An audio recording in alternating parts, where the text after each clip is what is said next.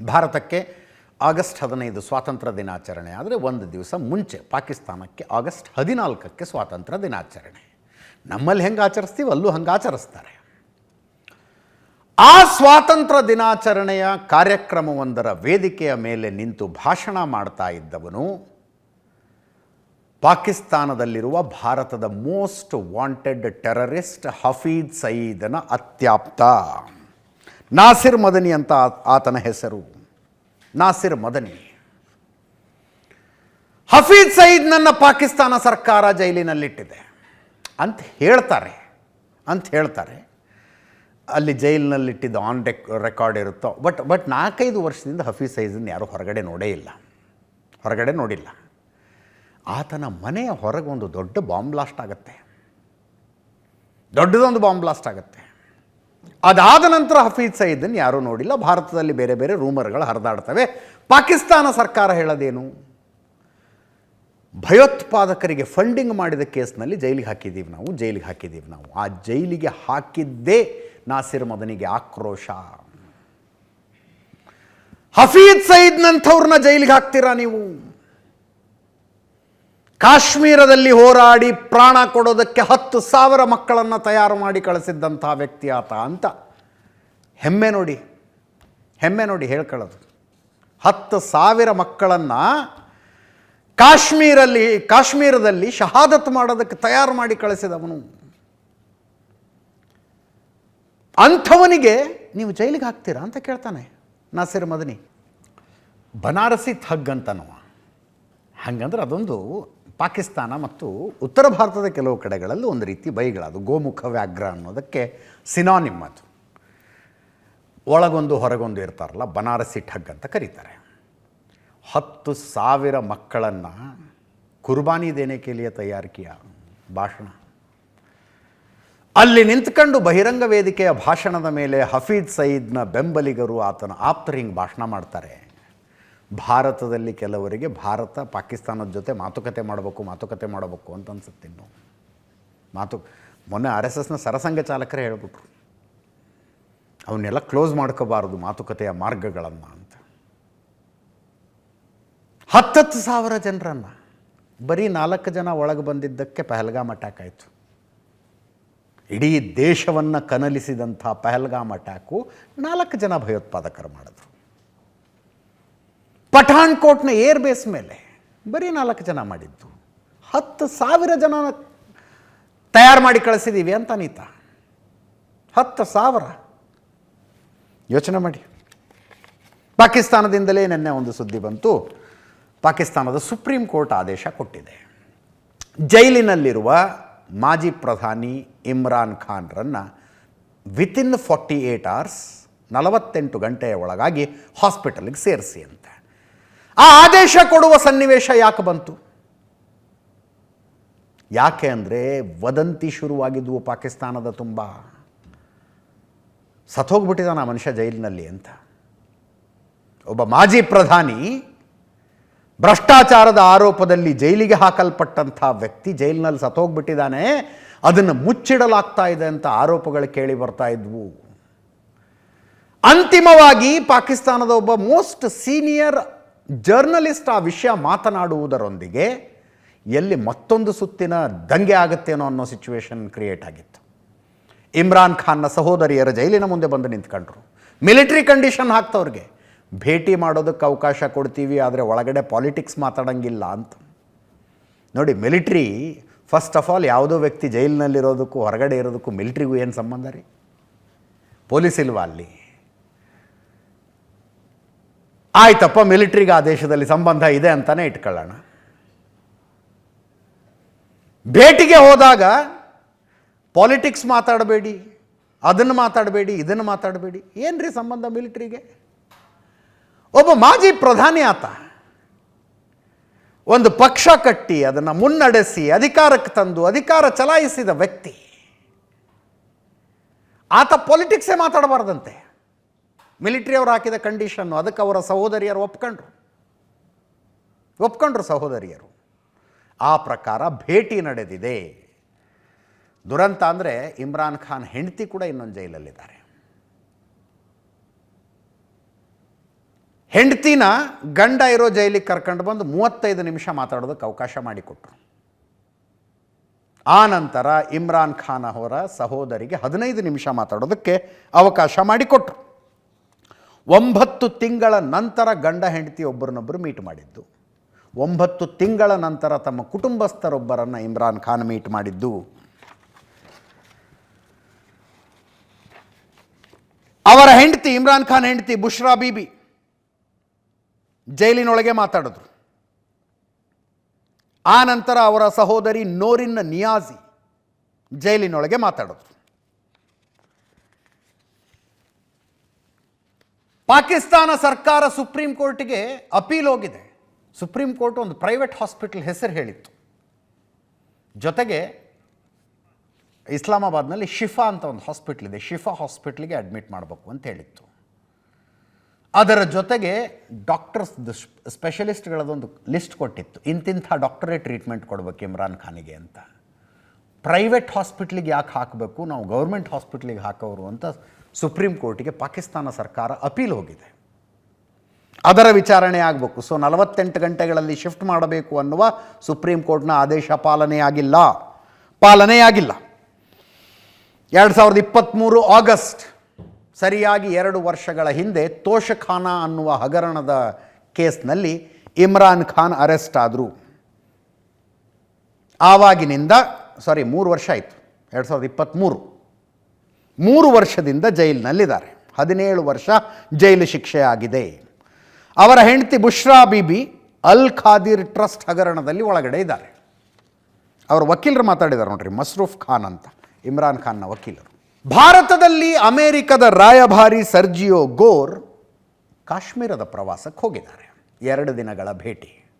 ಇವತ್ತು ಹೋಗಿದ್ದಾರೆ, ಇವತ್ತು ಶ್ರೀನಗರದಲ್ಲಿದ್ದಾರೆ. ಶ್ರೀನಗರದಲ್ಲಿ ಕಾಶ್ಮೀರದ ಮುಖ್ಯಮಂತ್ರಿಗಳು, ಲೆಫ್ಟಿನೆಂಟ್ ಗವರ್ನರ್ನ ಮೀಟ್ ಮಾಡ್ತಾರೆ. ನಾಳೆ ಲಡಾಖಿಗೆ ಹೋಗ್ತಾರೆ ಸರ್ಜಿಯೋ ಗೋರ್. ಇದು ಬಹಳ ದೊಡ್ಡ ಡೆವಲಪ್ಮೆಂಟ್ ಇದು. ಇವತ್ತು ಒಮರ್ ಅಬ್ದುಲ್ಲಾರನ್ನು ಭೇಟಿಯಾದ ನಂತರ ಭಾರತದಲ್ಲಿ ಅಮೆರಿಕದ ರಾಯಭಾರಿ ಅವರು ಮಾತನಾಡಿದ್ದು, ನೆನ್ನೆ ಡೊನಾಲ್ಡ್ ಟ್ರಂಪ್ ಮಾಡಿದ ಸೋಷಿಯಲ್ ಮೀಡಿಯಾ ಪೋಸ್ಟ್ ಒಂದಕ್ಕೊಂದು ಸಂಬಂಧನ ಅಂತ ನನಗೇನೋ ಒಳಗಿಂದೊಳಗೆ ಡೌಟ್ ಇದು. ಏನು ಸಂಬಂಧ ಇರಬಹುದಾ? ನೆನ್ನೆ ಡೊನಾಲ್ಡ್ ಟ್ರಂಪಿಗೆ ಅದು ಯಾಕೋ ಏನೋ ಭಾರತದ ಚುನಾವಣಾ ಪದ್ಧತಿಯನ್ನು ಹೊಗಳಬೇಕು ಅಂತ ಅನ್ನಿಸ್ತು. ಇತ್ತೀಚೆಗೆ ಬರೀ ಬೈಕಂಡೇ ಬಂದಿದ್ದ ಪುಣ್ಯಾತ್ಮನಿಗೆ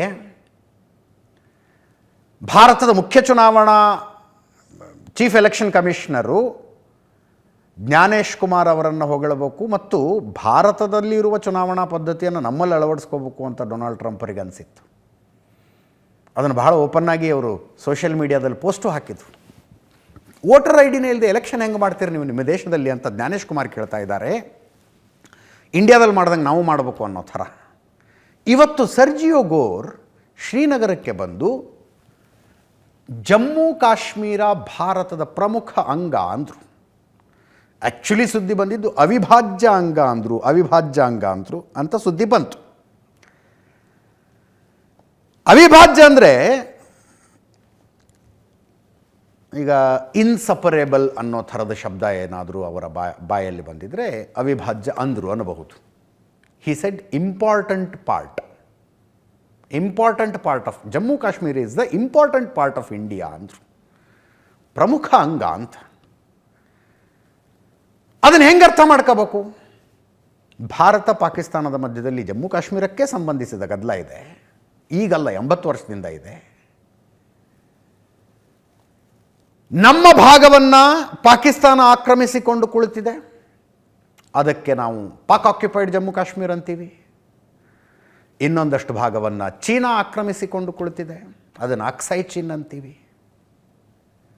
ಒಟ್ಟಾರೆಯಾಗಿ ಎಲ್ಲ ಅಕ್ಸೈ ಚಿನ್, ಪಾಕ್ ಆಕ್ಯುಪೈಡ್ ಜಮ್ಮು ಕಾಶ್ಮೀರ್ ಆ್ಯಂಡ್ ಜಮ್ಮು ಕಾಶ್ಮೀರ್ ಎಲ್ಲ ಸೇರಿದ್ರೆ ಜಮ್ಮು ಕಾಶ್ಮೀರ. ಅದು ಭಾರತದ ಮುಖ್ಯ ಭಾಗ ಅಂತ ಸರ್ಜಿಯೋ ಗೋರ್ ಹೇಳ್ತಾ ಇದ್ದಾರೆ. ಅದರ ಅರ್ಥ ಅಂದರೆ ಅಮೇರಿಕಕ್ಕೆ ಭಾರತ ಆತ್ಮೀಯವ, ಪಾಕಿಸ್ತಾನ ಆತ್ಮೀಯವ ಅಂತ ಕೇಳಿದ್ರೆ ಹಿಸ್ಟಾರಿಕಲಿ ನೋಡಿದಾಗ ಪಾಕಿಸ್ತಾನನೇ ಆತ್ಮೀಯ. ಭಾರತಕ್ಕೊಂದು ಕೌಂಟರ್ ಬ್ಯಾಲೆನ್ಸ್ ಇರಲಿ ಅನ್ನುವ ಕಾರಣಕ್ಕೆ ಪಾಕಿಸ್ತಾನವನ್ನು ಸಪೋರ್ಟ್ ಮಾಡ್ಕೊಂಡು ಬಂದಿರುವಂಥ ದೇಶ ಅಮೇರಿಕ. ಅದರಲ್ಲಿ ಬೇರೆ ಬೇರೆ ಲೆಕ್ಕಾಚಾರಗಳು ಇದಾವೆ ಅದಕ್ಕೆ. ಹಾಗಾದರೆ ಕಾಶ್ಮೀರದ ವಿಷಯದಲ್ಲಿ ಒಂದು ದೃಢ ನಿಶ್ಚಯಕ್ಕೆ ಅಮೇರಿಕ ಬಂತು ಅಂತ ಅನ್ಕೋಬೇಕಾ ಸರ್ಜಿಯೋ ಗೋರ್ ಹೇಳಿಕೆಯನ್ನು? ಅದಾದ ನಂತರ ಉಮರ್ ಅಬ್ದುಲ್ಲಾ ಅವರು ಮಾತಾಡಿದ್ರು, ಅದನ್ನು ಕೇಳಿಸ್ಕೊಳ್ಳಿ. It's a pleasure to be here. As everybody here knows, I'm the U.S. Ambassador to India, and this is an important part of India, and so I'm here visiting for the first time. It is an incredibly beautiful place, and so I'm thrilled to be here, thrilled to see this place. We just had a very good meeting, and we have some follow-ups that we hope to take back to Washington, back to Delhi. But a very warm, a very cordial, and we look forward to building this relationship forward. It was, as Ambassador Gore has said, it was a very good meeting. We had an opportunity to discuss the relations between our two countries, but with specific focus on what the US can do with Jammu and Kashmir. There are obviously certain legacy issues that over time we will be working to resolve, but we look forward to taking this conversation further. This is a conversation that will take place both between Ambassador Gore and Washington, and between me and the Government of India in New Delhi. But we are very hopeful and optimistic that the engagement between the United States of America and Jammu and Kashmir will both widen and deepen in the years ahead. Umar Abdullah ಆ ದೃಷ್ಟಿಯಲ್ಲಿ ಹೇಳಿರಲಿಕ್ಕಿಲ್ಲ ಅಂತ ನನ್ನ ಭಾವನೆ. Otherwise ಅಮೇರಿಕಕ್ಕೂ Jammu ಕಾಶ್ಮೀರಕ್ಕೂ ಮಾತುಕತೆ ಅಂದರೆ ಏನದು? ಅಮೇರಿಕಕ್ಕೂ ಜಮ್ಮು ಕಾಶ್ಮೀರಕ್ಕೂ ಮಾತುಕತೆ ಅಂದರೆ ಏನು? ಜಮ್ಮು ಕಾಶ್ಮೀರದಲ್ಲಿ ಇನ್ವೆಸ್ಟ್ಮೆಂಟೋ ಇನ್ನೊಂದು ಮತ್ತೊಂದು ವಿಷಯದಲ್ಲಿ ಭಾರತ ಅಮೇರಿಕದ ಮಾತುಕತೆ ಅಂದರೆ ಅದಕ್ಕೊಂದು ಅರ್ಥ ಇದೆ. ಮಧ್ಯದಲ್ಲಿ ಭಾರತ ಸರ್ಕಾರ ಅನ್ನೋದೊಂದು ಮಾತು ಹೇಳ್ತಾರೆ. By and large he has fallen in line. Article 370 ಅಬ್ರೋಗೇಟ್ ಆಗೋದಕ್ಕಿಂತ ಮುಂಚೆ ಜಮ್ಮು ಕಾಶ್ಮೀರದ ರಾಜಕಾರಣಿಗಳನ್ನು ಹಿಡಿದವರೇ ಇರಲಿಲ್ಲ. ಉಮರ್ ಅಬ್ದುಲ್ಲಾ, ಇವರಪ್ಪ ಮೆಹಬೂಬಾ ಮುಫ್ತಿ, ಅವರಪ್ಪ ಏನು ಆರ್ಟಿಕಲ್ 370 ವಿಷಯದಲ್ಲಿ ಮಾತನಾಡಿದ್ದು, ಜಮ್ಮು ಕಾಶ್ಮೀರದಲ್ಲಿ ತ್ರಿವರ್ಣ ಧ್ವಜ ಹಾರಿಸುವ ವಿಷಯದಲ್ಲಿ ಏನೇನೆಲ್ಲ ಮಾತಾಡಿದ್ದು. ಆರ್ಟಿಕಲ್ 370 ಏನೋ ತೆಗೆದುಹಾಕಿಬಿಟ್ರೆ ನೀವು ಇಡೀ ಅಳಿದುಳಿದ ಕಾಶ್ಮೀರವನ್ನು ಕಳ್ಕೊಂಬಿಡ್ತೀರಿ ಅಂತೆಲ್ಲ ಮಾತಾಡಿದರು. ಬಟ್ ಇತ್ತೀಚೆಗೆ ಉಮರ್ ಅಬ್ದುಲ್ಲಾ ಅವರ ಮಾತು ಸೆನ್ಸಿಬಲ್ ಆಗಿದ್ದಾವೆ. ಜಮ್ಮು ಕಾಶ್ಮೀರದ ಅಭಿವೃದ್ಧಿಗೆ ಸರ್ಕಾರದ ಸಹಾಯ ಸಹಕಾರಗಳನ್ನು ಬಹಳ ಮುಕ್ತಕಂಠದಿಂದ ಇತ್ತೀಚೆಗೆ ಶ್ಲಾಘನೆ ಮಾಡಿದ್ರು ಅವರು. ಕೇಂದ್ರ ಸರ್ಕಾರದ ಸಹಾಯ ಸಹಕಾರ ಅಂತ ಭಾಳ ಓಪನ್ನಾಗಿ ಹೇಳ್ತಾರೆ. ಪೊಲಿಟಿಕಲಿ ಅವರ ಜೊತೆ ಅಲೈನ್ ಆಗಿಲ್ಲ ನಾವು. ಅವರು ಮನಸ್ಸು ಮಾಡಿದ್ರೆ ಕುತ್ತಿಗೆ ಹೆಚ್ಚಕ್ಬಿಡ್ಬೋದು ನಮ್ಮದು, ಬಟ್ ಯಾವತ್ತೂ ಹಂಗೆ ಮಾಡಲಿಲ್ಲ. ಆ ಗ್ರ್ಯಾಟಿಟ್ಯೂಡಿನ ಮಾತುಗಳನ್ನು ಆಡಿದ್ದಾರೆ. ಸೊ ಇದನ್ನು ಅಮೇರಿಕಕ್ಕೂ ಜಮ್ಮು ಕಾಶ್ಮೀರಕ್ಕೂ ಮಾತುಕತೆ ಅನ್ನುವುದನ್ನು ಉಮರ್ ಅಬ್ದುಲ್ಲಾ ಆ ಪ್ರತ್ಯೇಕತಾವಾದಿ ಮನಸ್ಥಿತಿಯಲ್ಲಿ ಹೇಳಿರಲಿಕ್ಕಿಲ್ಲ ಅನ್ನುವ ಬೆನಿಫಿಟ್ ಆಫ್ ಡೌಟ್ ಕೊಟ್ಟು ಮುಂದೆ ಹೋಗೋಣ. ಬೆನಿಫಿಟ್ ಆಫ್ ಡೌಟ್ ಕೊಡೋಣ ಉಮರ್ ಅಬ್ದುಲ್ಲಾಗೆ. ಮುಂದಿನ ಸುದ್ದಿ ಅಲ್ಲಿದೆ, ಜಮ್ಮು ಕಾಶ್ಮೀರದ್ದು ಲಡಾಖದ್ದು. ಆ್ಯಕ್ಚುಲಿ ಮಳೆಗಾಲ, ಮಳೆ ಸುರಿತಾ ಇದೆ. ಲಡಾಖ್ ಭಾಗದಲ್ಲಿ ಹವಾಮಾನ ಇಲಾಖೆ ಎಚ್ಚರಿಕೆ ಕೊಟ್ಟಿತ್ತು 5 ಗಂಟೆ ಹೆವಿ ರೇನ್ಸ್ ಆಗಬಹುದು ಅಂತ. ಅಲ್ಲಿ ಲಡಾಖ್ನ ಮಿನಿ ಮಾರ್ಗ, ಅದರ ಚೆಕ್ ಪೋಸ್ಟ್ ಹತ್ರ ಮಿಲಿಟರಿಯವರು ಪ್ರವಾಸಿಗರ ವಾಹನಗಳನ್ನು ತಡೆದರು. ಹವಾಮಾನ ಇಲಾಖೆ ಎಚ್ಚರಿಕೆ ಇತ್ತು. ನಿಮಗೆ ಇಡೀ ಹಿಮಾಲಯ ಗೊತ್ತಲ್ಲ, ಭಾಳ ಫ್ರೆಜೈಲ್ ಬೆಟ್ಟಗಳವು, ಬಹಳ ಗಟ್ಟಿ ಬೆಟ್ಟಗಳು ಅನ್ನಿಸಿಕೊಂಡಿರುವ ಪಶ್ಚಿಮ ಘಟ್ಟ ಕೇರಳದಲ್ಲಿ ಯಾವಾಗ ಹೆಂಗೆ ಕುಸಿದು ಬಿಡ್ತವೆ ಅನ್ನೋದು ನೋಡಿದ್ದೀರಿ. ಹಿಮಾಲಯ ತುಂಬ ಫ್ರೆಜೈಲ್ ಅದು. ಹವಾಮಾನ ಇಲಾಖೆ ಎಚ್ಚರಿಕೆ ಕೊಟ್ಟಂಥ ಸಂದರ್ಭದಲ್ಲಿ ಅಲ್ಲಿ ಪ್ರಯಾಣಿಸುವುದು ಅಪಾಯಕಾರಿ, ಭೂಕುಸಿತ ಆಗುತ್ತೆ, ಬೆಟ್ಟದಿಂದ ಬಂಡೆಗಳು ಜಾರ್ಕೊಂಬಂದುಬಿಡ್ತವೆ.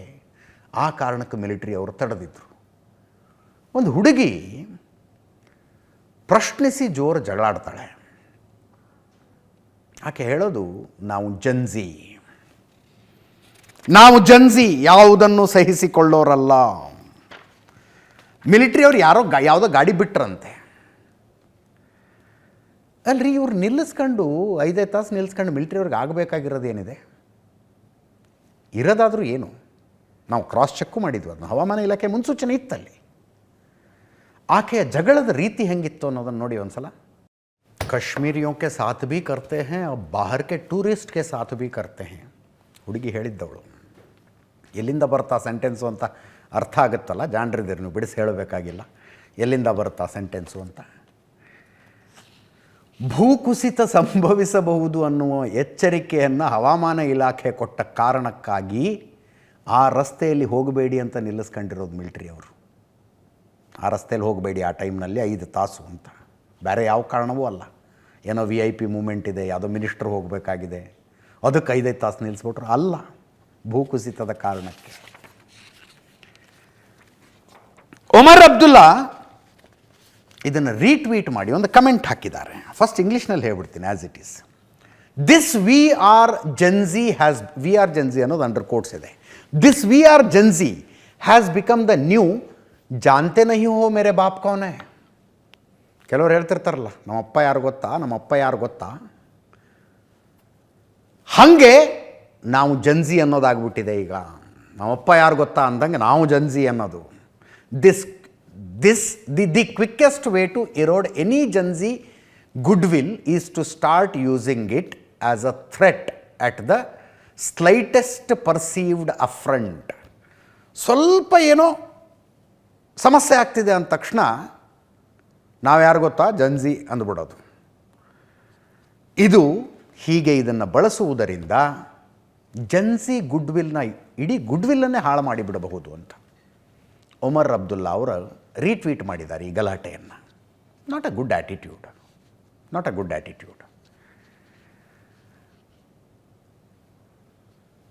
ಅದರಲ್ಲೂ ಎದುರಿಗೆ ಮಿಲಿಟ್ರಿ ಯೂನಿಫಾರ್ಮ್ನಲ್ಲಿರುವ ಒಬ್ಬ ವ್ಯಕ್ತಿ ನಿಂತ್ಕೊಂಡಾಗ, ಆತ ಅಲ್ಲಿಗೆ ನಿಮ್ಮಂಗೆ ಪ್ರವಾಸ ಮಾಡಿ ರೀಲ್ಸ್ ಹಾಕ್ಕೊಳ್ಳೋದಕ್ಕೆ ಬಂದಿಲ್ಲ. ಆತ ಅಲ್ಲಿಗೆ ಡ್ಯೂಟಿ ಮೇಲಿದ್ದಾನೆ. ಹೆಂಡತಿ, ಮಕ್ಕಳು, ಸಂಸಾರ ಎಲ್ಲನೂ ಇನ್ಯಾವುದೋ ದೇಶದ ಯಾವುದೋ ಮೂಲೆಯಲ್ಲಿಟ್ಟು ಆತ ಅಲ್ಲಿ ಬಂದು ನಿಂತಿರೋದು ಯಾಕೆ ಅಂದರೆ, ನಿಮ್ಮನ್ನು ಯಾವನೋ ಬಂದು ಕೊಂದು ಹೋಗಬಾರ್ದು, ನೀವು ಹೋಗ್ತಾ ಇರೋ ಕಾರಿನ ಮೇಲೆ ಯಾವುದೋ ಕಲ್ಲು ಬಂಡೆ ಬಂದು ಬೀಳಬಾರ್ದು ಅನ್ನೋ ಕಾರಣಕ್ಕೆ ನಿಂತ್ಕೊಂಡಿದ್ದಾನೆ. ಅವ್ರ ಜೊತೆಗೆ ಈ ಜಗಳ. ದೆಹಲಿಯ ಇಂದಿರಾ ಭವನ AICC ಆಫೀಸದ್ದು. ಅಲ್ಲಿ ರಾಹುಲ್ ಗಾಂಧಿಯವರು ದೇಶದ ಬಹುತೇಕ ಎಲ್ಲ ರಾಜ್ಯಗಳ ಬಹುತೇಕ ಜಿಲ್ಲೆಗಳಿಂದ ಬಂದಿದ್ದಂಥ OBC ಮೋರ್ಚಾ ಅಧ್ಯಕ್ಷರುಗಳದೊಂದು ಸಮಾವೇಶ ಅಂತಿರೋ ಕಾರ್ಯಕ್ರಮ ಅಂತಿರು. ಎಲ್ಲ ಜಿಲ್ಲೆಗಳಿಂದ ಬಂದವ್ರದ್ದು ಒಂದು ಕಾರ್ಯಕ್ರಮ ಮಾಡಿದ್ರು. OBC ಅದರ್ ಬ್ಯಾಕ್ವರ್ಡ್ ಕ್ಲಾಸಸ್, ಇತರೆ ಹಿಂದುಳಿದ ವರ್ಗಗಳ ಕಾಂಗ್ರೆಸ್ಸಿನ ಜಿಲ್ಲಾ ಅಧ್ಯಕ್ಷರುಗಳ ಸಮಾವೇಶ. ಅಲ್ಲಿ ಮಾತಾಡಿದ್ದಾರೆ. ಕೇಂದ್ರ ಸರ್ಕಾರ ಜಾತಿ ಜನಗಣತಿ ಮಾಡೋದಕ್ಕೆ ಹೊರಟಿದೆ, ಮಾಡಬಾರ್ದು ಅನ್ನೋದು ನಿರ್ಧಾರ ಆಗಿತ್ತು. But Rahul Gandhi and others ವಿಪರೀತ ಪ್ರೆಷರ್ ಮಾಡಿದ್ರು, ಮಾಡಲೇಬೇಕು, ಇದಕ್ಕೋಸ್ಕರ ಹೋರಾಡ್ತೀವಿ ಅಂದರು. ಆಯಿತು ಮಾಡೋಣ ಅಂತ ಕೇಂದ್ರ ಸರ್ಕಾರ ಹೇಳಿದೆ. ಮೊನ್ನೆ 14ನೇ ತಾರೀಕು ಅದರದ್ದು ಫಾರ್ಮ್ ರಿಲೀಸ್ ಆಯ್ತಂತೆ. ಹೆಂಗಿರುತ್ತೆ ಜಾತಿ ಗಣತಿಗೆ ಜನರ ಹತ್ರ ಹೋದಾಗ ಅದರದ್ದು ಫಾರ್ಮ್ ಹೆಂಗಿರುತ್ತೆ ಅನ್ನೋದು ರಿಲೀಸ್ ಮಾಡಿದ್ರಂತೆ. ಅದರಲ್ಲಿ SC ST ಕಾಲಮ್ಗಳ ಮಾತ್ರ ಇದ್ದಾವಂತೆ. ನೀವು SC ST ಇಲ್ಲದೆ ಹೋದರೆ SC ಅಥವಾ ST ಎರಡರಲ್ಲೂ ನೀವು ಬರೋದಿಲ್ಲ ಅನ್ನೋದಾದರೆ ನಿಮ್ಮ ಜಾತಿ ಯಾವುದು ಅನ್ನೋದು ಮೆನ್ಷನ್ ಮಾಡಿರಿ. ರಾಹುಲ್ ಗಾಂಧಿ ಅವರು ಹೇಳ್ತಾ ಇರೋದು ಇತರೆ ಹಿಂದುಳಿದ ವರ್ಗದ್ದು ಕಾಲಮ್ ಇರಬೇಕು, OBC ಕಾಲಮ್ ಇರಬೇಕು. ಯಾಕಿಲ್ಲ? ಜನ್ಜಿಗಳು ಬೀದಿಗಿಳದಂಗೆ OBC ಏನಾದರೂ ಬೀದಿಗಿಳಿದ್ರೆ ಹೆಂಗಾಗತ್ತೆ ಪರಿಸ್ಥಿತಿ ಗೊತ್ತಾ ಅಂತ ರಾಹುಲ್ ಗಾಂಧಿ ಅವರು ಕೇಳಿದ್ದು. ಅದು ಅವ್ರದ್ದು ಹೇಳಿಕೆ ಟೆಕ್ಸ್ಟ್ ರೂಪದಲ್ಲಿದೆ. ಒಂದು ಸಲ ಹೇಳ್ಬಿಡ್ತೀನಿ ಅದನ್ನು. ಕೇಂದ್ರ ಸರ್ಕಾರ ಆರಂಭದಲ್ಲಿ ಜಾತಿ ಜನಗಣತಿಯನ್ನು ವಿರೋಧಿಸಿತ್ತು. ಕಾಂಗ್ರೆಸ್ ಮತ್ತು ಇತರ ಪಕ್ಷಗಳು ಜಾತಿ ಗಣತಿಗೆ ಒತ್ತಾಯಿಸಿದರೆ ಪ್ರಧಾನಿ ನರೇಂದ್ರ ಮೋದಿ ಅವರನ್ನು ನಗರ ನಕ್ಸಲರು ಅಂತ ಕರೆದರು. OBC ಜನಸಂಖ್ಯೆ ಇರುವ ಕಾರಣಕ್ಕಾಗಿ ಮೋದಿ ಕೊನೆಗೆ ಒಪ್ಪಿದ್ರು. 2027ರಲ್ಲಿ 2ನೇ ಹಂತದಲ್ಲಿ ಜಾತಿ ಗಣತಿ ನಡೆಸಲಾಗುವುದು. ಆದರೆ ಮೋದಿ ಸರ್ಕಾರ ಜಾತಿ ಗಣತಿ ಸರಿಯಾಗಿ ನಡೆಸ್ತಾ ಇಲ್ಲ. ಪರಿಶಿಷ್ಟ ಜಾತಿ ಅರ್ಥಾತ್ SC, ಪರಿಶಿಷ್ಟ ಪಂಗಡ ಅರ್ಥಾತ್ ST ಇವುಗಳಿಗೆ ಪ್ರತ್ಯೇಕ ಕಾಲಮ್ ಇಡಲಾಗಿದೆ.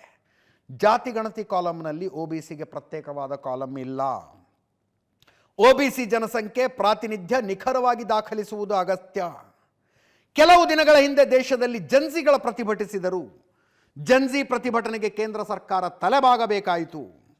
ದೇಶದಲ್ಲಿ ಒಬಿಸಿ ಸಮುದಾಯ ಹೆಚ್ಚಿನ ಜನಸಂಖ್ಯೆ ಹೊಂದಿದೆ. ಸಮುದಾಯದ ಹಕ್ಕುಗಳು ಪ್ರಾತಿನಿಧ್ಯಕ್ಕಾಗಿ ಒಬಿಸಿ ಧ್ವನಿ ಎತ್ತಬೇಕು. ಒಬಿಸಿ ಜನ್ಸಿಗಳಂತೆ ಬೀದಿಗಿಳಿದು ಪ್ರತಿಭಟಿಸಿದ್ರೆ ಏನಾಗಬಹುದು? ಇಂಥ ಪರಿಸ್ಥಿತಿಯಲ್ಲಿ ಮೋದಿ ಸರ್ಕಾರ ಮಣಿಯಲೇಬೇಕಾಗತ್ತೆ ಅಂತ ರಾಹುಲ್ ಗಾಂಧಿಯವರು ಹೇಳಿದ್ದಕ್ಕೆ ಇರಬೇಕು. ಎದ್ದು ನಿಂತು ಅಲ್ಲಿ ಚಪ್ಪಾಳೆ ಹೊಡಿತಿದ್ದಾರೆ. ಈ ಮಾತಿಗೆ ಇರಬೇಕು, ಚಪ್ಪಾಳೆ ಹೊಡಿತಾ ಇದ್ದಾರೆ. ಇತಿಹಾಸ ಏನಾದರೂ ಅವ್ರು ಎದ್ದು ನಿಂತ್ಕೊಂಡು ಯಾರೊಬ್ಬರು ಕೇಳಿಬಿಟ್ರೆ ಕತೆ ಏನಾಗ್ಬಿಡುತ್ತೆ? ಈ ದೇಶದಲ್ಲಿ ಒಟ್ಟಾರೆಯಾಗಿ ನಾವು ಯಾವುದಕ್ಕೆ ಜಾತಿ ಗಣತಿ ಅಂತೀವಲ್ಲ, ಅದನ್ನು ಮಾಡಿದವರು ಬ್ರಿಟಿಷರು 1931 ಲಾಸ್ಟ್ ಮಾಡಿದ್ದವರು. 1931 ಬ್ರಿಟಿಷರ ಬಗ್ಗೆ ಎಲ್ಲರೂ ಮಾತಾಡ್ತಾರಲ್ಲ, ಒಡೆದು ಆಳುವ ನೀತಿ, ದೇಶವನ್ನು ಧರ್ಮಗಳಾಗಿ ಜಾತಿಗಳಾಗಿ ವಿಭಾಗಿಸಿಬಿಟ್ರು. ಅಂಥ ಬ್ರಿಟಿಷರು ದೇಶದಾದ್ಯಂತ ಹುಡುಕದಾಗಲೇ 4,500ಕ್ಕಿಂತ ಕಡಿಮೆ ಜಾತಿ ಸಿಕ್ಕಿದ್ವು ಅವರಿಗೆ. 4,500ಕ್ಕಿಂತ ಕಡಿಮೆ ಜಾತಿ ಬ್ರಿಟಿಷರಿಗೆ ಸಿಕ್ಕಿದ್ವು. ಈಗ ಒಂದು ಅಂದಾಜಿನ ಪ್ರಕಾರ ದೇಶದಲ್ಲಿ 46 ಲಕ್ಷ ಜಾತಿಗಳಿದಾವಂತೆ. ಅಂದರೆ ಬ್ರಿಟಿಷರಿಗೆ ಹುಡುಕೋದಕ್ಕಾಗಿದ್ದು 4,500 ಅಲ್ಲ, 4,147 ಜಾತಿ ಐಡೆಂಟಿಫೈ ಮಾಡಿದ್ರಂತೆ ಬ್ರಿಟಿಷರು. ಒಡೆದು ಆಳುವವರು ಅವರೇ 4,147 ಜಾತಿ ಗುರುತಿಸಿದ್ರು. ಒಗ್ಗಟ್ಟಾಗಿರುವ ನಾವೆಷ್ಟು ಗುರುತಿಸಿದ್ವಿ ಅಂತ. 1951 ಸ್ವತಂತ್ರ ಭಾರತದ ಮೊದಲನೇ ಗಣತಿ ಆಗಿತ್ತು. ನಮಗೆ ಸ್ವಾತಂತ್ರ್ಯ ಸಿಕ್ಕ ಮೇಲೆ ನಾವೇ ಮಾಡಿಕೊಂಡ ಗಣತಿ 1951. ಅಲ್ಲಿ SC STಗಳನ್ನು ಮಾತ್ರ ಗುರುತಿಸಬೇಕು, ಉಳಿದ ಜಾತಿಗಳನ್ನು ಯಾವುದು ಹೇಳುವುದೇ ಬೇಡ ಅಂತ ನಿರ್ಧಾರ ಆಯಿತು. ಆಗ ಸರ್ಕಾರ ತೆಗೆದುಕೊಂಡಂಥ ಕಾನ್ಷಿಯಸ್ ಡಿಸಿಷನ್ ಅದು. ಇದು ವಿಭಜನೆಗೆ ದಾರಿಯಾಗತ್ತೆ. ಪ್ರತಿ ಜಾತಿ ಜಾತಿ ಜಾತಿ ಅಂತ ಗುರುತಿಸ್ತಾ ಹೋದರೆ ವಿಭಜನೆಗೆ ದಾರಿಯಾಗತ್ತೆ ಅಂತ 1951 ಇದ್ದ ಸರ್ಕಾರವೇ ನಿರ್ಧಾರ ತಗೊಂಡಿತ್ತು. SC STಗಳನ್ನು ಯಾಕೆ ಗುರುತಿಸಬೇಕು? ಜಾತಿಯ ಕಾರಣಕ್ಕಾಗಿ ಅವರ ಆರ್ಥಿಕ ಪರಿಸ್ಥಿತಿ, ಸಾಮಾಜಿಕ ಪರಿಸ್ಥಿತಿ, ಶೈಕ್ಷಣಿಕ ಪರಿಸ್ಥಿತಿ ಏನಿದೆ ಅನ್ನೋದು ಜಗತ್ತಿಗೆಲ್ಲ ಗೊತ್ತಿದ್ದ ಸತ್ಯ ಆಗಿತ್ತು. ಆಗ ತೆಗೆದುಕೊಂಡ ನಿರ್ಣಯ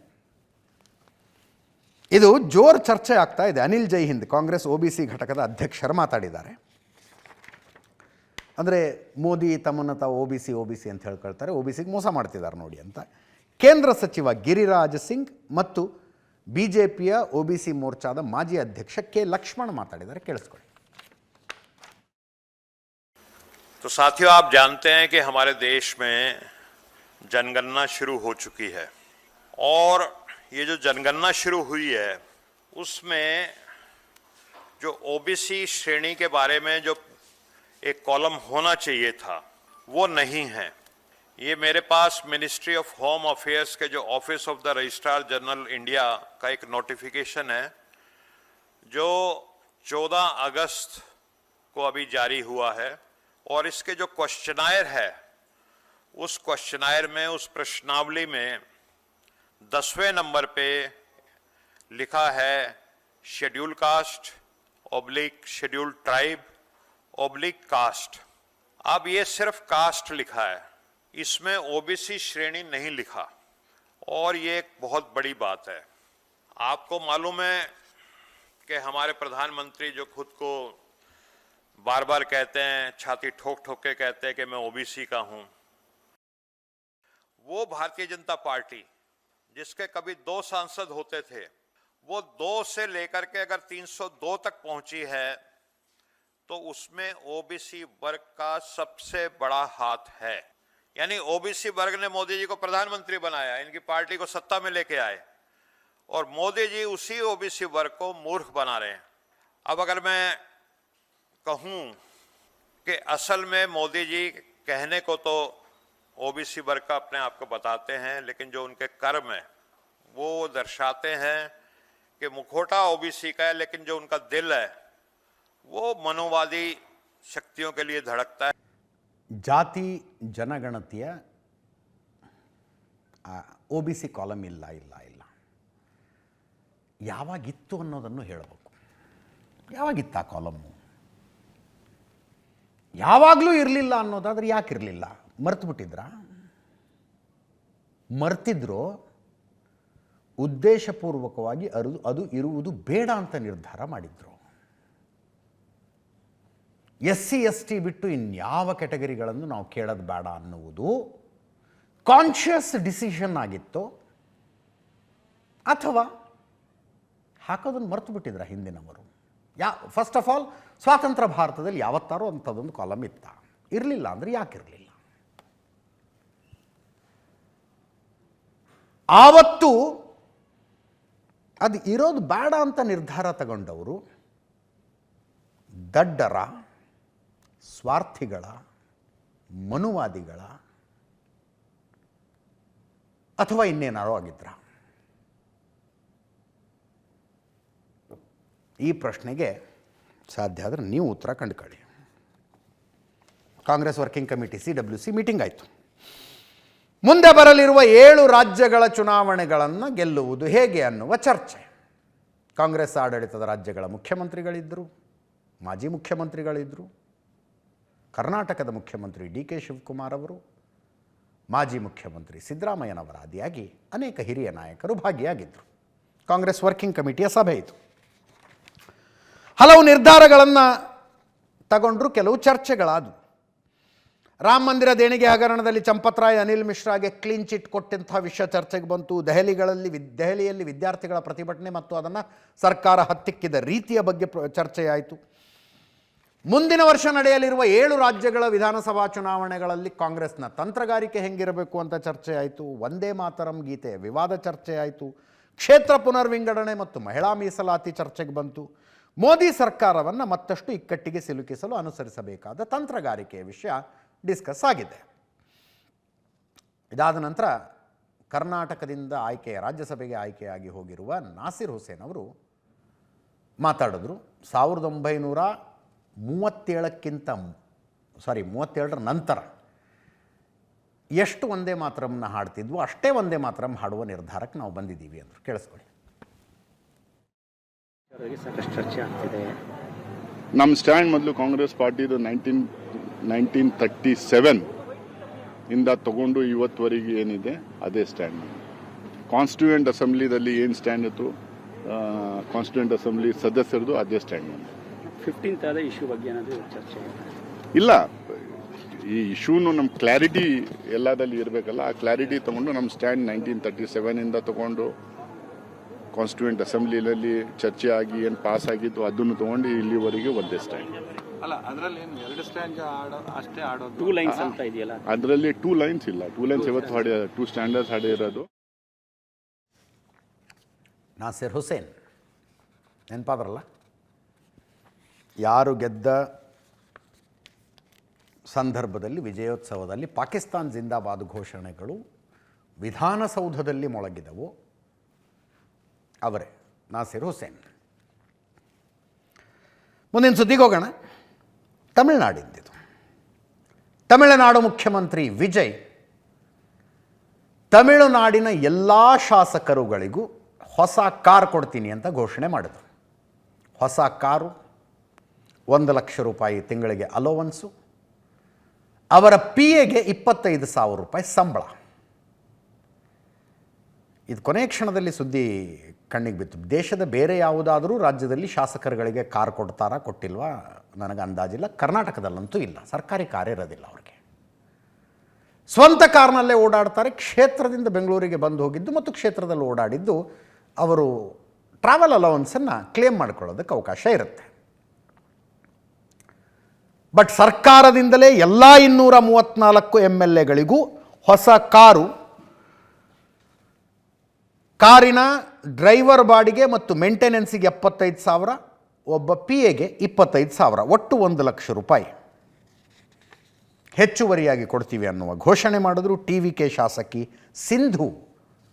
ಆ ಘೋಷಣೆಯನ್ನು ಕೇಳಿ ಸಂತೋಷ ತಾಳಲಾರದೆ ಹಳೆಯ ಹಾಡೊಂದನ್ನು, MGR ಅವರ ಹಾಡಂತಿದ್ದು, ಕೊಡುತ್ತೆಲ್ಲಂ ಕೊಟ್ಟನ್ನಂತ, ಆ ಹಾಡನ್ನು ಹಾಡಿ ಧನ್ಯವಾದಗಳನ್ನು ಅರ್ಪಿಸಿದ್ರು ವಿಜಯ್ ಅವರಿಗೆ. ಕೊಡುತ್ತೆಲ್ಲಂ ಕೊಟ್ಟನ್, MGR ಅವರ ಹಾಡು. ಕೊಡಬೇಕಾದದ್ದನ್ನೆಲ್ಲ ಕೊಟ್ಟನು, ಇವನು ಯಾರಿಗಾಗಿ ಕೊಟ್ಟನು? ಕೇವಲ ಒಬ್ಬ ವ್ಯಕ್ತಿಗಾಗಿ ಕೊಟ್ಟನ ಅಥವಾ ಊರಿನ ಜನರಿಗಾಗಿ ಕೊಟ್ಟನ?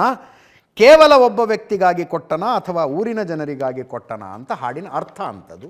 ಆ ಹಾಡನ್ನು TVK ಅವರದ್ದೇ ಪಕ್ಷದ ಶಾಸಕಿ ಹಾಡಿದ್ರು. ಎರಡು ಕಣ್ಣು ಸಾಲದು ದೃಶ್ಯ ನೋಡೋದಕ್ಕೆ, ನೀವು ನೋಡಿ. சிந்து அவர்கள் மாண்புமிகு சிந்து முடிக்கிட்டாங்க உட்காருங்க. மாண்புமிகு பேரவைத் தலைவர் அவர்களே, மாண்புமிகு முதல்வரே, ரொம்ப மகிழ்ச்சியாக இருக்குது. இதுக்காக ஒரு பாடல் மூலமாகவே நன்றி சொல்லிடுறேன். கொடுத்ததெல்லாம் கொடுத்தார், இவர் யாருக்காக கொடுத்தார்? ஒருத்தருக்காக கொடுத்தார், இல்லை ஊருக்காக கொடுத்தார். ஒருத்தருக்காக கொடுத்தார், இல்லை ஊருக்காக கொடுத்தார். Thank you so much sir. Thank you. ಇವೆಲ್ಲ ಕಡತಕ್ಕೆ ಹೋಗ್ತವೆ. ಮುಂದಿನ ಸುದ್ದಿಗೆ ಹೋಗೋಣ. ತಮಿಳುನಾಡಿಂದ ಇದು. ತಮಿಳುನಾಡು ಸರ್ಕಾರ ಒಂದು ಆದೇಶ ಹೊರಡಿಸಿತ್ತು. ದಿಲ್ಲಿಯಲ್ಲಿ ಜನ್ಜಿ ಪ್ರೊಟೆಸ್ಟ್ ಆಯ್ತಲ್ಲ, ಆ ಥರದ ಪ್ರೊಟೆಸ್ಟ್ಗಳು ತಮಿಳುನಾಡಿನಲ್ಲಿ ನಡೆದರೆ, ಪ್ರತಿಭಟನೆಗಳ ಸರ್ಕಾರದ ವಿರುದ್ಧ ಏನಾದರೂ ನಡೆದರೆ ಅಲ್ಲಿಗೆ ಮಕ್ಕಳು ಭಾಗವಹಿಸಬಾರದು ಅಂತ ಒಂದು ಆದೇಶ ಹೊರಡಿಸಿತ್ತು ರಾಜ್ಯ ಸರ್ಕಾರ. ಮಕ್ಕಳು ಭಾಗವಹಿಸಂಗಿಲ್ಲ ಅಂತ. ಅಭಿವ್ಯಕ್ತಿ ಸ್ವಾತಂತ್ರ್ಯಕ್ಕೆ ಜಯವಾಗಲಿ ಅಂಥದ್ದೊಂದು ಆದೇಶ ಹೊರಡಿಸಿತ್ತು ತಮಿಳುನಾಡು ಸರ್ಕಾರದ ಹೈಯರ್ ಎಜುಕೇಷನ್ ಡಿಪಾರ್ಟ್ಮೆಂಟಿನ ಆದೇಶ. ಮಕ್ಕಳನ್ನು ಅದರಲ್ಲಿ ಭಾಗವಹಿಸೋದಕ್ಕೆ ಬಿಡಬಾರ್ದು, ವಿದ್ಯಾರ್ಥಿಗಳು ರಾಜಕೀಯ ಹೋರಾಟಕ್ಕೆ ಹೋಗದಂತೆ ತಡೆಯಬೇಕು ಅಂತ ಸರ್ಕಾರಿ ಕಾಲೇಜುಗಳಿಗೆ ತಮಿಳುನಾಡು ಉನ್ನತ ಶಿಕ್ಷಣ ಇಲಾಖೆ ಸೂಚನೆ ಕೊಟ್ಟಿತ್ತು. ಜೊತೆಗೆ ಪೊಲೀಸರಿಗೆ ಮತ್ತು ಜಿಲ್ಲಾಡಳಿತಕ್ಕೂ ಸೂಚನೆ ಕೊಟ್ಟಿತ್ತು. ಜಿಲ್ಲಾಡಳಿತಕ್ಕೆ ಪೊಲೀಸರಿಗೆ ಸೂಚನೆ ಕೊಟ್ಟಿತ್ತು. ಇದು ಬೇರೆ ಯಾವುದಾದ್ರೂ ರಾಜ್ಯದಲ್ಲಿ ಅಥವಾ ಕೇಂದ್ರದಲ್ಲಿ ಏನಾದರೂ ಇಂಥ ಸೂಚನೆ ಆದೇಶ ಬಂದಿದ್ದರೆ ಏನು ಚರ್ಚೆ ಆಗ್ತಾ ಇತ್ತು ಅನ್ನೋದರ ಅಂದಾಜು ನಿಮಗಾಗತ್ತೆ. ಜೋರು ಗಲಾಟೆ ಆಯಿತು ಅದರ ವಿಷಯದಲ್ಲಿ. ಯಾರೂ ಪ್ರತಿಭಟನೆಗೆ ಹೋಗಬಾರ್ದು, ಕಾಲೇಜ್ ಮಕ್ಕಳು ಪ್ರತಿಭಟನೆಗೆ ಹೋಗಬಾರ್ದು ಅಂತ ಹೆಂಗೆ ತಡೀತೀರಿ ನೀವು ಅಂತ 2 ದಿನ ಗಲಾಟೆ ಆಯಿತು. 3ನೇ ದಿನಕ್ಕೆ ವಿಜಯ್ ಅವರ ಸರ್ಕಾರ ಆ ಆದೇಶವನ್ನು ವಾಪಸ್ ಪಡೆದಿದೆ. ಆ ಆದೇಶ ವಾಪಸ್ ಪಡೀತು. ಕಾಲೇಜು ಮಕ್ಕಳು ರಾಜಕೀಯ ಪ್ರತಿಭಟನೆಗಳಲ್ಲಿ ಭಾಗವಹಿಸಬಾರದು ಅನ್ನುವ ಆದೇಶವನ್ನು ಕೊಟ್ಟ 2ನೇ ದಿನಕ್ಕೆ 3ನೇ ದಿನಕ್ಕೆ ವಿಜಯ್ ಸರ್ಕಾರ ವಾಪಸ್ ತಗೊಂಡಿದೆ. ಇನ್ನು ಜನ್ಜಿ ಪ್ರೊಟೆಸ್ಟ್ನಲ್ಲಿ, ಕಾಕ್ರೋಚ್ ಜನತಾ ಪಾರ್ಟಿಯ ಪ್ರೊಟೆಸ್ಟ್ ನಡೆಯುವ ಸಂದರ್ಭದಲ್ಲಿ ಅದನ್ನು ಬೆಂಬಲಿಸಿ ಪಾಟ್ನಾದಲ್ಲಿ, ಬಿಹಾರದ ಪಾಟ್ನಾದಲ್ಲಿ ಪ್ರತಿಭಟನೆ ನಡೆದಿತ್ತು. ಅಲ್ಲಿ ಪ್ರತಿಭಟನೆ ನಡೆಸ್ತಾ ಇದ್ದ ವಿದ್ಯಾರ್ಥಿಗಳನ್ನು ಹೆದರಿಸೋದಕ್ಕೆ ಒಬ್ಬ ಪೊಲೀಸ್ ಪೇದೆ, ಸಿವಾನ್ ಅನ್ನುವ ಪ್ಲೇಸ್ನಲ್ಲಿ ಪೊಲೀಸ್ ಪೇದೆ ವಿದ್ಯಾರ್ಥಿಗಳನ್ನು ಹೆದರಿಸೋದಕ್ಕೆ AK-47 ತಗೊಂಡು ಏರ್ ಫೈರ್ ಮಾಡಿದರು. ಅದನ್ನು ಖಂಡಿಸಿ RJD ಪ್ರತಿಭಟನೆ ಇವತ್ತು ತೇಜಸ್ವಿ ಯಾದವ್ ನೇತೃತ್ವದಲ್ಲಿ RJD ಪ್ರತಿಭಟನೆ.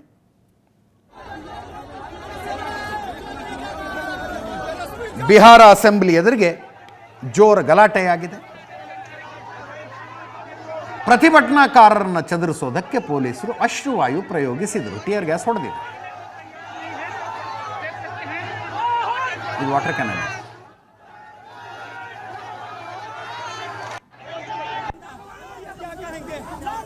ಆ ನಂತರ ತೇಜಸ್ವಿ ಯಾದವ್ ಅವರನ್ನು ಪೊಲೀಸರು ಅರೆಸ್ಟ್ ಮಾಡ್ಕೊಂಡು ಕರ್ಕೊಂಡು ಹೋದರು. ಬಿಹಾರದ ಮುಖ್ಯಮಂತ್ರಿ ಸಾಮ್ರಾಟ್ ಚೌಧರಿ ವಿರುದ್ಧ ತೇಜಸ್ವಿ ಯಾದವ್ ಆಕ್ರೋಶ. ಅಭಿಷೇಕ್ ಪಟೇಲ್ ಅಂತ ಕಾನ್ಸ್ಟೇಬಲ್ AK-47 ಏರ್ ಫೈರ್ ಮಾಡಿದ್ದು. ಅಭಿಷೇಕ್ ಪಟೇಲ್ ಕಾನ್ಸ್ಟೇಬಲ್ನನ್ನು ಸಸ್ಪೆಂಡ್ ಮಾಡಲಾಗಿದೆ. AK-47 ರೆಪ್ಲಿಕಾಗಳನ್ನು ಹಿಡ್ಕೊಂಡು ಪ್ರತಿಭಟನೆಗೆ ಬಂದಿದ್ರು ಇವತ್ತು RJD ಕಾರ್ಯಕರ್ತರು. ಮುಂದಿನ ಸುದ್ದಿಗೆ ಹೋಗೋಣ. ರಾಜ್ಯದಲ್ಲಿ ಅಸೆಂಬ್ಲಿ ನಡೀತಾ ಇದೆ, 3ನೇ ದಿವಸ ಇವತ್ತು. ಇವತ್ತು ಕೂಡ ನಾಗೇಂದ್ರ ರಾಜೀನಾಮೆಗೆ ಆಗ್ರಹಿಸಿ ಬಿಜೆಪಿಯವರ ಪ್ರತಿಭಟನೆ ಮುಂದುವರಿಯಿತು. ಬೇರೆ ಯಾವುದೇ ಚರ್ಚೆಗಳಾಗಲಿಲ್ಲ. ನಾಗೇಂದ್ರ ರಾಜೀನಾಮೆ ಕೊಡಬೇಕು ಅಂತ ಸದನದ ಒಳಗೂ ಹೊರಗೂ, ವಿಧಾನಸಭೆಯಲ್ಲೂ ವಿಧಾನ ಪರಿಷತ್ನಲ್ಲೂ ಬಿಜೆಪಿಯವರ ಪ್ರತಿಭಟನೆ.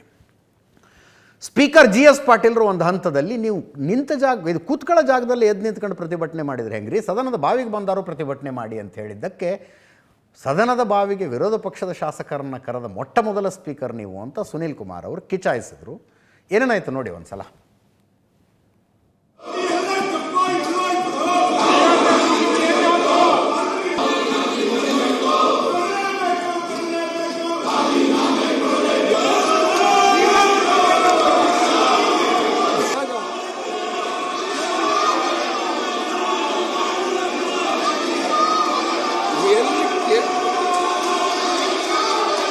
ಶಾಸನ ರಚನೆ ಬೈರೇಗೌಡ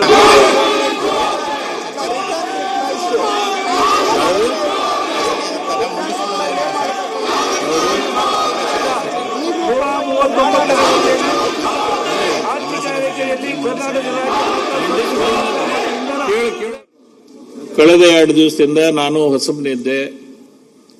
ಬಂದ ಮೇಲೆ